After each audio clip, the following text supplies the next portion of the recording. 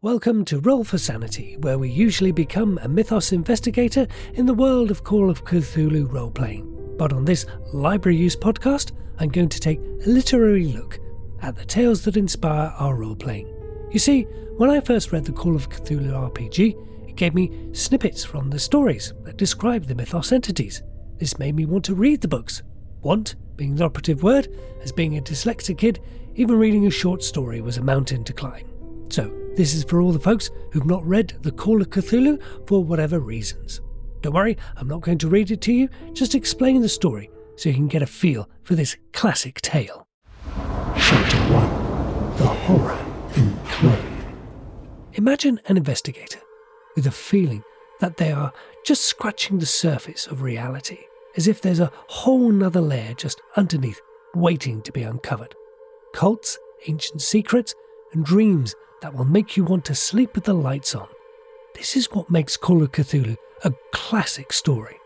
It's told loosely from the perspective of the grandnephew of the recently deceased Professor George Angel.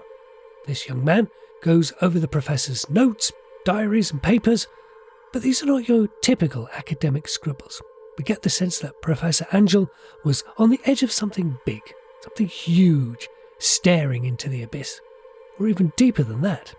The story really begins when the professor, think of him as our mythos investigator, meets an artist, Henry Wilcox, a sculptor, real eccentric guy known for his interesting visions. You could say he was a big fan of the dark and disturbing, as this one piece he brings to the professor is a little clay bas-relief. This is like a picture in a frame, but with a clay sculpted image. This image is something straight out of a nightmare, a monstrous figure, part octopus, part dragon, and some seriously creepy hieroglyphics. The artist Wilcox claims he sculpted this thing after having this crazy, vivid, detailed dream right after an earthquake. The professor muses that this earthquake, the tremors, they shook something loose in Wilcox's mind, opened a door to something ancient, something primal. It's from the dreams of the sculptor we get this first description of the city we'll come to know as Relay, Cyclopean cities, dripping stone, the suppressive heavy atmosphere. Also in the dream we get the phrase we'll come to know, Cthulhu Fhtagn. This phrase is like a key to something much bigger, much darker. You see, when Angel hears it, he recognises something as though it's a piece of a puzzle he didn't even know he was working on. Our professor isn't some random guy. Oh no, he really is a mythos investigator, having been researching strange occurrences, these whisperings of something ancient and powerful for years. The Wilcox sculpture and his dreams, it's like confirmation that the line between reality and whatever lies beyond is thinner than we think. More disturbing is, what if what Wilcox experienced, this connection to something ancient and powerful, what if it's not unique? Angel begins to think that this is more than just a coincidence, as though there's a connection. The grandnephew, reading from the papers, discover that the professor is obsessed with finding out more. So his investigation continues, with the professor reaching out to everyone he knows, friends, colleagues and beyond, asking them all about their dreams, gathering data, looking for patterns. This is when he hears about wild artists, poets, musicians. They all start having these crazy, vivid dreams, just like Wilcox, the sculptor. Cyclopean cities, the dripping dread of it all. Some can't handle it. An architect thought that something was out there, hunting him, and it came to a tragic end. It seems that the more creative they were, the more they were open to, well, whatever it is. The timing of these dreams is also connected to Wilcox, who comes down with a terrible fever. The professor supposes the sculptor's mind, his connection, amplifies dreams to bleed over into the other creative people who've started having these unsettling visions too. Angel uses his library skills and gets an extreme success, finding newspaper clippings from around the world. London, the Amazon, even remote villages in the Himalayas have reports of cults popping up, people seeing things that come from the sea, describing them as monstrously huge, and a lot of activity is centred around the South Pacific. Remember, according to Wilcox, that's where the city of Relay is to be found. it seems the Professor has stumbled across a global awakening or a global nightmare. Did Wilcox accidentally open a door to something civilization was never meant to see? Something ancient and powerful stirring in its sleep. But to the Professor, it's like trying to understand the ocean by looking at a drop of water. And at the centre of it all, a name, Cthulhu. To the Professor, the name has this weight to it. This power, Cthulhu, is ancient, trapped asleep beneath the sunken city of Relay, a city that looks like it's turning in on itself. We get the famous phrase, non-Euclidean architecture, which is so odd that it messes with your mind. And it's here the idea that certain sounds, certain phrases, they can resonate so they can pierce the veil between our world and, well, whatever Wilcox saw. Did he stir the attention of Cthulhu? The words in the dreams were a key, and Wilcox the sculptor opened a door even though he didn't know what was behind it. And that's the unsettling part that this first chapter of Call of Cthulhu brings us, the not knowing what we might unleash if we dig too deep. And we'll find that Professor Angel dedicated his life to the search for those answers. The Horror in Clay chapter presents us with a world on the brink of chaos, an ancient being just lurking forgotten in an undersea city of dread, and one very persistent professor trying to make sense of it all. In the next chapter, we hear the experience of a police inspector on one fateful night. The Tale of Inspector Legras. In this second chapter, we find out that the nightmares from chapter 1 were echoed in a bizarre police case from years earlier. Shadowy cults, human sacrifices, and an idol. I bet you can guess who it's of. Chapter 2, The Tale of Inspector Legras, starts in 1908 at a meeting of the American Archaeological Society, where instead of the usual boring artifacts, this no-nonsense police detective from New Orleans, John Legras, shows up bringing a statue. This is another Mythos investigator who survived their encounter with the strange. What he brings isn't some dusty old bust, no. It had been found by the inspector during a raid on a suspected voodoo meeting down in the Louisiana swamp during a missing persons investigation. The statue, an idol if you will, was of a winged kind of humanoid figure but with an octopus for a head, made of this greenish-black stone that nobody could identify, and it's covered in bizarre markings straight out of one of the nightmares had by the sculptor in chapter 1. Now the archaeologists were up in arms. A statue like that would change everything known about archaeology, art history, or cultural influences. It's like a message from an entirely different past. This could have been seen as a fake, but then we have another professor enter the story, William Webb. He says at the archaeological meeting that decades earlier, he was on an expedition to Greenland. Webb was with this isolated Inuit tribe, and they had rituals revolving around an idol that sounds almost identical to Legras's statue. Real horror was the chant, this creepy guttural thing. Fungluin Munwanda Cthulhu Relay Watagn Noth Vertagen, which translated means, in his house at Relay, dead Cthulhu waits dreaming. You'll have to read the Call of Cthulhu to try your own pronunciation of that phrase. I think it would have been a sand test for the professor to realise these two groups, worlds apart, have the same statue and the same chant, a connection between the two, worshipping Cthulhu, lying in this sunken city Relay, just waiting to wake up. But what did Legras actually stumble upon in those Louisiana swamps? After finding no sign of the missing people in his case, he gets whispers of a voodoo meetup, so puts together an expedition. Under the cover of darkness, they head into the bayou. Humid, thick air which smells like decay, cypress trees all covered in that Spanish moss, and it seems like something's watching them from the shadows.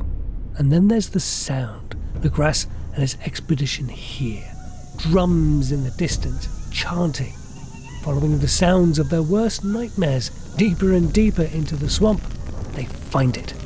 This clearing, and in the flickering firelight, there's a massive stone thing in the middle, like a monolith, and on top, an idol of what we now know to be Cthulhu. You may remember Legras was working on a missing persons case.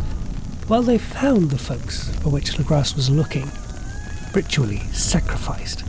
The cultists chanted the same phrases from across the world in Greenland, word for word. This cements our original professor's belief that there is no coincidence between these two groups. When Legras reveals that a lot of the arrested cultists were sailors, this makes sense to Professor Angel, them being travellers to all countries across the oceans. But it wasn't just sailors, there were people from all walks of life. This belief system, it transcended cultures, worshipping what they called the Great Old Ones that were said to have been around before the dawn of the human race, before everything. They said these beings came from the stars, but they were not dead, not exactly, more like dormant, waiting for the stars to line up in some specific way, and then they wake up. So the evidence for Legras are the rituals, the whole shared mythology thing, spanning the globe, and the ancient threat of these ancient beings beneath the waves, waiting. That has to be a sanity roll for sure. As Legras puts his intimidate skill to good use, questioning the cultists more, he tries to figure out what's behind this whole bizarre ritual. During the interrogations, most of the cultists remain silent, not saying a word, but there's an older sailor by the name of Castro who starts whispering about Relay. Not as an abstract idea from dreams, but a real place. He describes this sunken city, but the architecture's all wrong, impossible. Seems physics doesn't apply there. And then there's Cthulhu. Castro talks about this great old one like a force of nature, talking about Cthulhu's power to be able to crush a battleship like it's nothing and then flick it away. And the eyes. Castro tells Legras, if you look into them, you'll go mad. The story then reminds us of the sculptor, the one with the crazy vivid dreams. He has seen more. He has seen the statue, heard the chants, even seen glimpses of what life's like actually there in Relay. More suggestion that Cthulhu is reaching out in dreams? And this is one of the reasons Call of Cthulhu is so popular, by introducing this cosmic horror. It's one thing to be chased by a monster in the dark, but to think that there are these beings out there so ancient and powerful, so far beyond our understanding, that they are just waiting for the right moment to wake up and reshape the world in their image. What would be the point of even fighting? That cosmic indifference really makes you feel insignificant. We're just ants going about our little ant lives, completely oblivious to the forces that really control the universe. And that's what makes this story so unsettling and appealing to readers. In our next chapter, we reach the finale and discover more than just the cause of the dreams. The madness from the sea. In our final chapter, we have the big reveal and the aftermath for our professor and the grandnephew, by whom, if you recall, this story and information is being discovered. What must they have thought they had stumbled across? Something that felt like was meant to stay buried? Like a secret someone was trying to hide? That's exactly what the Madness from the Sea chapter gets across. Not just the story itself, but the way it's told. The professor's papers contain this newspaper clipping, the Sydney Bulletin, which talks about a ship called the Alert, a steam yacht, found just drifting aimlessly. On board, a sole survivor, among others that didn't make it. A real maritime mystery, just a glimpse into this whole other world of the ocean and the secrets it holds. To provide the answers, there's Gustav Johansson, the sole surviving sailor who actually lived through it all, if you can call him a survivor. The article from the Sydney Bulletin mentions a horrible stone idol which was found in the hands of the survivor, like he was clinging to it. Another idol, which is really interesting to the professor because it lines up with all the others on the research he's done. There has been this global outbreak of cosmic horror with artists going mad, driven to it by visions of this impossible city, that sculptor making this eerily familiar idol. And we now know all the timings line up with Johansson's encounter and experience pulled straight out of a nightmare. A hidden cult had been operating in the shadows, involved with this ancient, powerful Cthulhu. Johansson had been on a ship called the Emma, when they were attacked by an armed, steamed yacht called the Alert. An extreme combat roll or two, and Johansson's crew took control of the other ship, whilst theirs was damaged, defeating who we now know to be cultists, who were keeping people away from, well, we'll find out soon. On March 1st, a global earthquake hit like nothing anyone had ever felt before. On the 23rd, Hansen and his crew make landfall on this uncharted island, freshly risen from the sea. Then 6 of the party just up and vanish, gone. The rest, with Johansson, find themselves in the city, which makes their skin crawl. Mingled with mud and ooze is this seaweed-covered, stinking cyclopean masonry. It's like something out of a nightmare with a distinct sense of wrongness. It's just not right. And then Johansson mentions this non-Euclidean geometry. That's where things get really weird. It's like the city itself is defying the laws of physics, bending the dimensions of space. Imagine trying to navigate a place where straight lines curve back on themselves, where angles don't make sense.